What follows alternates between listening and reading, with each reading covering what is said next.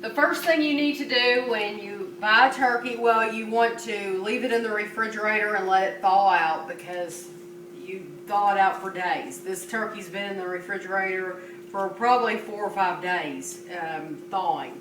But before you cook it, you need to see how much it weighs. This turkey weighs 21, almost 22 pounds. So there are cooking instructions on the back. 20 to 24 pound turkey takes 4.5 to 5 hours. You cook it on 325. So it's really simple. I'm going to remove this bag first and then I'll get back with you. Make sure that you have a sink cleared out for the turkey and just put it right down in there because it's going to make a mess. You also want to make sure that your garbage can is close because you're going to throw all of this away and you don't want it to be dripping across your kitchen floor. I'm going to make sure I clean my scissors off, my hands, everything that this turkey touches will be cleaned after because you don't want to pollute anything. And here is the bag of, this is the gravy, and we'll put that to the side. And then I'm just going to reach down in here and see what presents they gave me. Oh boy. See, this is after like 4 or 5 days in the refrigerator, and it's still frozen pieces, but it's okay. This is the neck, which we do not eat, so I'm going to throw that straight in the garbage. And then I can take it out of the bag. I can pull it on down here and I can flip it over. Lots of blood. But down in here there will be another bag at this end, and that will have other little presents that we don't eat. And I will let Ashley take a look at that later. But right now I'm going to pick this up, and I have a pan ready with Reynolds wrap, and I'm going to put this in the pan.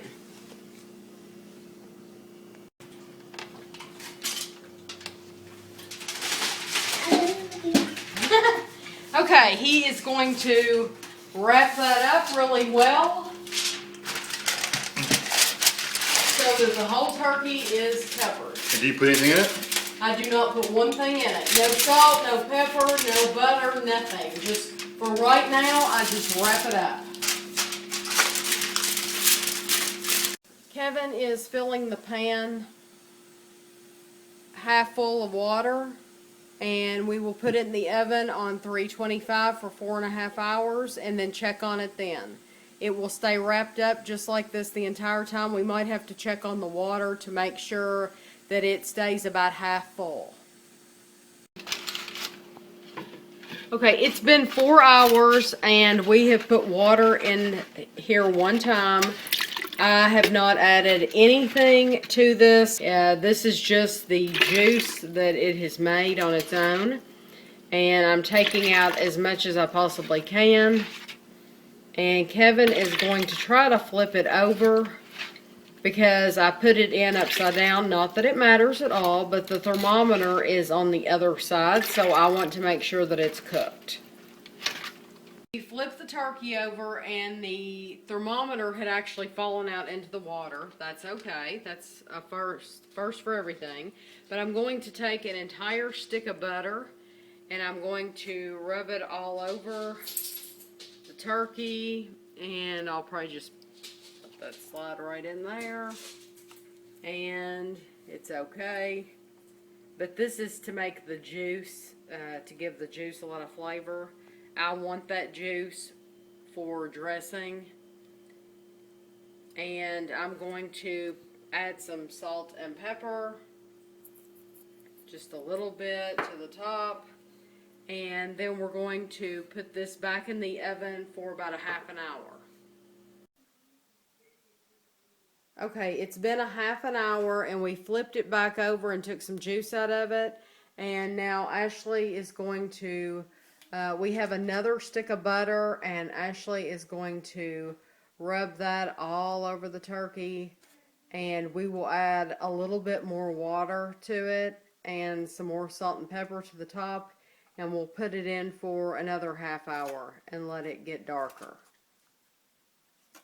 Ashley chose to leave the butter under its armpits.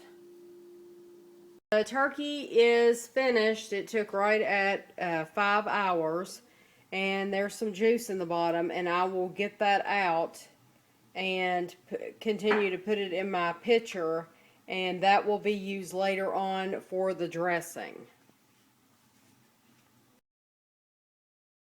I'm going to make dressing, and in order to make dressing I have to make cornbread. So this is how I make my cornbread. I use a cast iron skillet, and I just want to spray the skillet really well. Get it all over the sides and the bottom so that the cornbread doesn't stick. I use a half a stick of butter, and I just want to put this in the microwave for a few seconds to soften it. Okay, I need 2 cups of cornmeal, just regular buttermilk cornmeal mix is what I use. So I have my half cup here. I'm going to get 4 of these.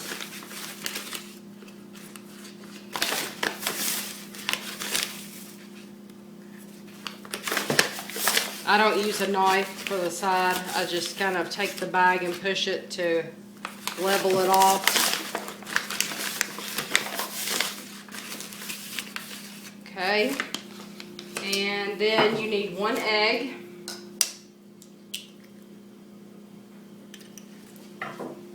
You need 1 1/3 cup of milk. And that half a stick of butter that I just melted in the microwave. And you're gonna just stir that up. A lot of people like to add onions to the mix. I've even had it with bacon. Some people add cheese, but this is just plain because I am making dressing to go with my turkey. Okay, it's all mixed, and you want it to be the consistency of a cake mix. And then I'm just going to pour it all into my cast iron skillet.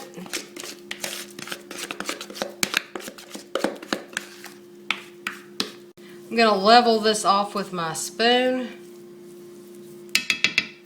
And I'm going to put it in a 400-degree oven for about 25 minutes or until it's golden brown on top.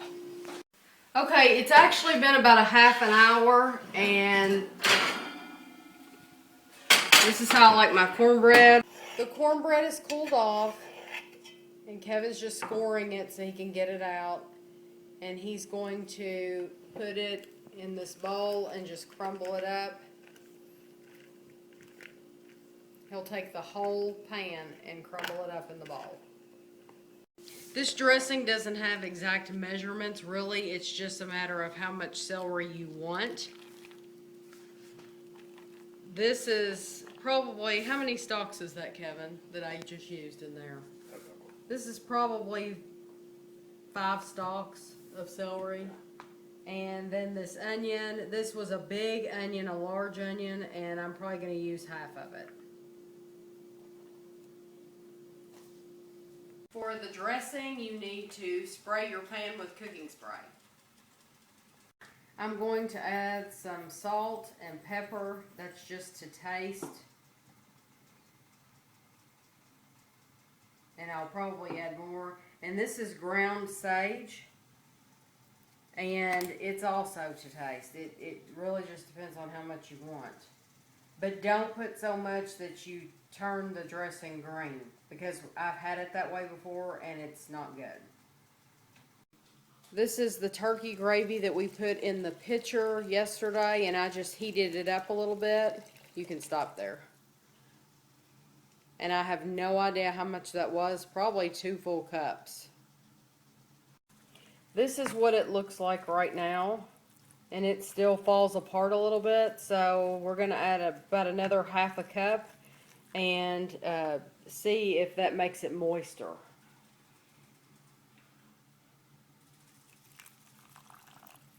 A little bit more than that. I'm going to pour this into my grease pan. I put about another half a teaspoon of the ground sage in here. I also added more salt and pepper.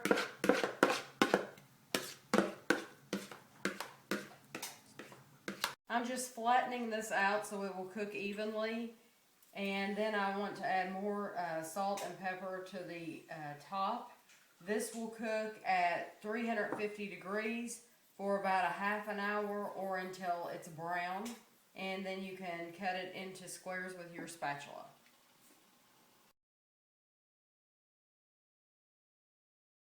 If you're wondering what you can do the day after Thanksgiving besides making plain old turkey sandwiches, you can make turkey hash, which is very simple. It's just potatoes cubed and boiled, and then you want to take your turkey and cut it up like this. Use scissors, it's really easy.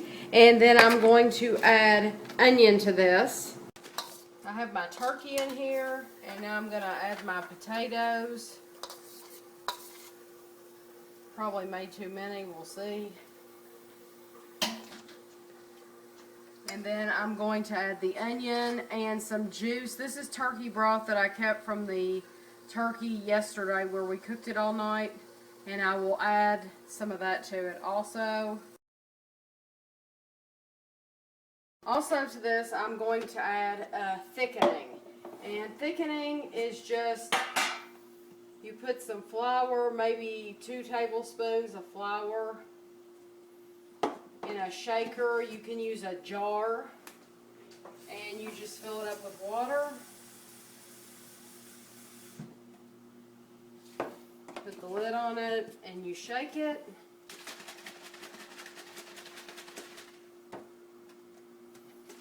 And then you add this, and it will make your hash much thicker. This is the turkey, potatoes, onions, the turkey juice, and the thickening. And I'm just going to add salt and pepper to taste. And this will sit on the stove. And really, as soon as the onions are finished cooking, it will be ready to eat. And then you'll have another dinner out of your turkey. Bye.